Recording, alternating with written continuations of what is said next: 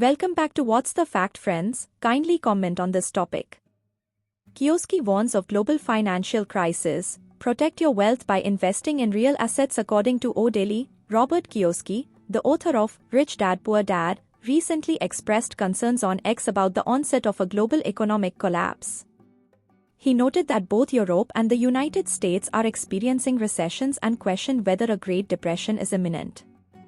Kiyosaki advised individuals to use their funds wisely, safeguard their jobs and wealth, and criticized leaders and educators for their handling of financial education.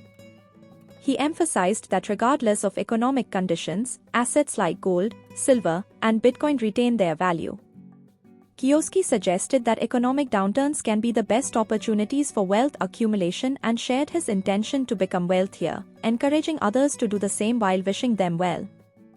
His distrust stems from key historical events, such as the 1965 replacement of silver coins with cheaper alloys and President Richard Nixon's 1971 decision to take the US off the gold standard.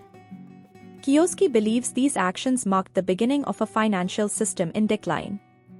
A longtime critic of fiat currency, which he calls fake money, Kiyosaki argues that it exploits the public and erodes wealth.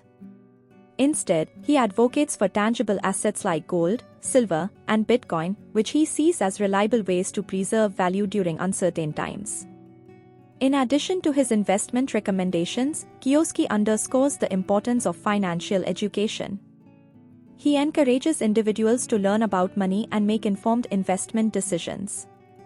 Use resources like YouTube to educate yourself, he said, urging people to take control of their financial futures.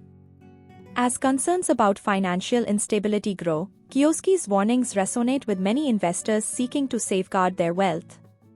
His advice to invest in real assets and prioritize financial literacy offers a practical approach to navigating uncertain economic times. Thank you.